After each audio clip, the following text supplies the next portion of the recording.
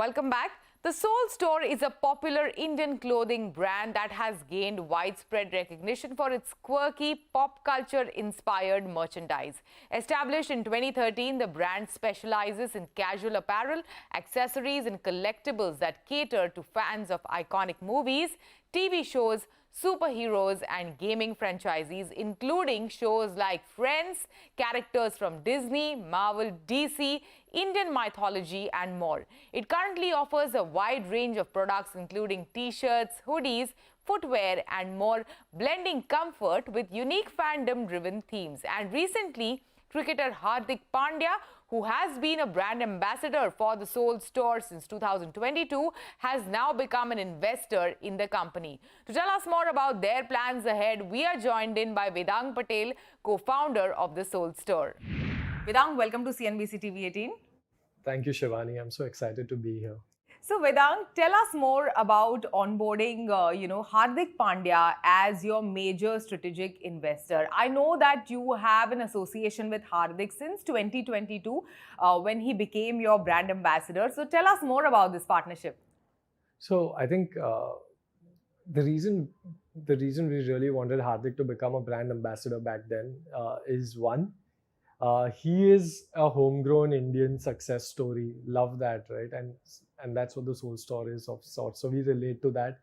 I think Hardik is very fashionable, but at the same time, relaxed and casual, just like how we are. So we thought he's a great fit. That he has that very hustler mentality. We relate to that as well.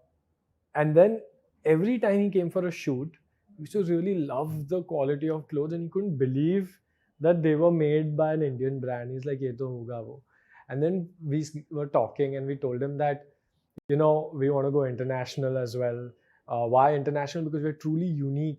We haven't. The way we put pop culture into fashion is something that nobody around the world does. And I think when we go abroad, we have a real right to win. And this will be a story where an Indian brand goes abroad and gets successful, and that's our next step. Yeah. And we also told him about how we are relatable to a large audience in India. Our price points, they're not cheap, but they're affordable to, or rather it's good value for money to a decent size audience. He really related to this, Yeah, and from 8 stores just a couple of years ago, now you're beyond 30 stores across the country.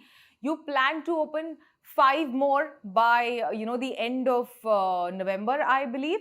So tell us, how do you go about opening these brick and mortar stores, and what is the strategy there? How do you select the location, the city, the town that you want to enter? First store was very stupidly done, in a way.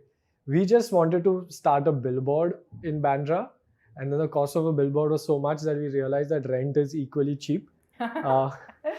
So that's how the first store came, and it did so well. We were only online before, and because it did so well, we started the second and the third. COVID came.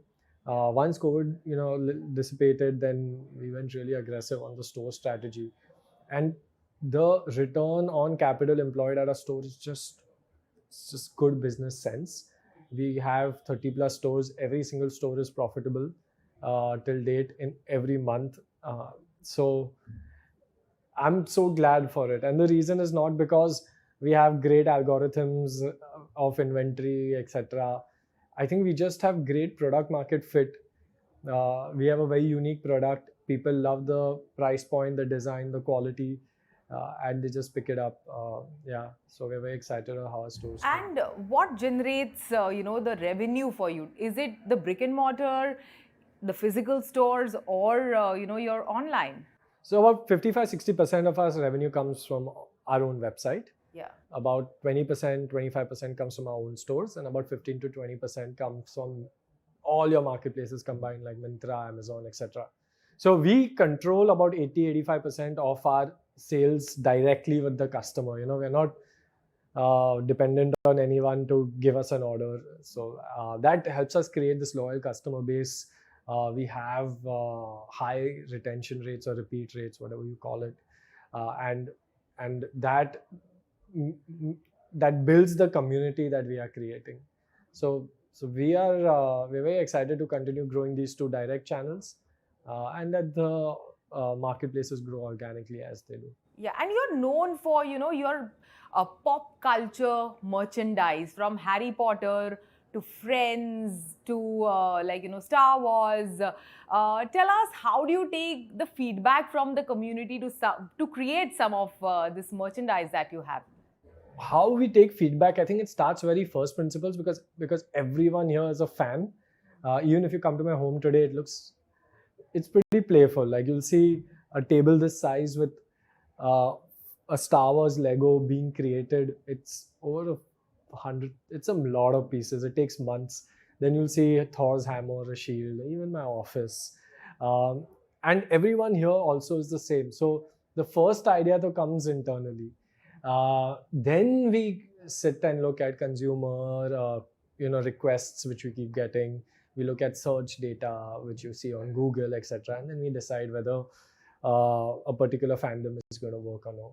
But I think it's pretty much that, hey, look, we are fans here. We know what's going to do well. And which is the merch that did really well for you? Like a popular merch that did really well for you, unexpectedly well? I think one thing that surprised me, and I'm so happy about it, is a lot of Western pop culture, which was cool, is now moving to Asian pop culture, which is a lot of the Korean and the Japanese anime and K-dramas, etc. But I'm also very excited because we now launch a lot of Indian theme prints with depicting some of our mythology without going in the religious way, but getting that art, making them look like superheroes, and that's doing really well. That's very exciting. So we know the story, like it's of two engineers and a lawyer, three friends getting together to launch the Soul store, and you went the DTC route. Tell us, what were the challenges when you started off? Our story is very different from a lot of people because we didn't go in with too much expectations. The way we started off, I think some people may be aware, we literally started off with a cupboard of t-shirts because that's all the money we had. Okay. And we were just so excited to sell that one cupboard of t-shirts. So there are witty quotes. Yeah. And then we made that one cupboard into 2, into 4, into 8, and so on and so forth.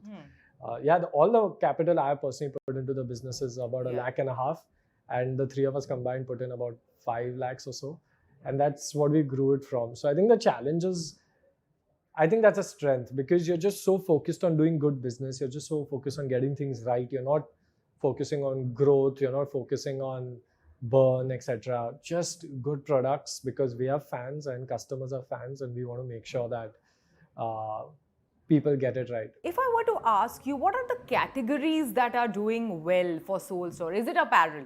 Is it your bags? What are the categories that are doing well? So when we started off, all we did is sell a basic t-shirt for the first 5-6 years, just basic t-shirt with a coat. And that's what built the business to what it's today. But people really love what we've created. And now it's quite diversified. We have not just apparel, men's topwear, like the sweater I'm wearing, the jeans I'm wearing. I'm also wearing the sneakers that we make. Our sneakers are actually one of the fastest growing categories because very unique designs, not your run of the mill. You won't get these anywhere else. I'm very excited about the accessories we are making, because a lot of the fandom that we do, one way is to wear it, but the second way is to have these figurines on your desk, or like lapel pins, like I use a Deadpool backpack. Where will you ever get that? And we do it in really high quality. We don't do it in this gimmicky way. We try to make sure it's part of your lifestyle. Yeah.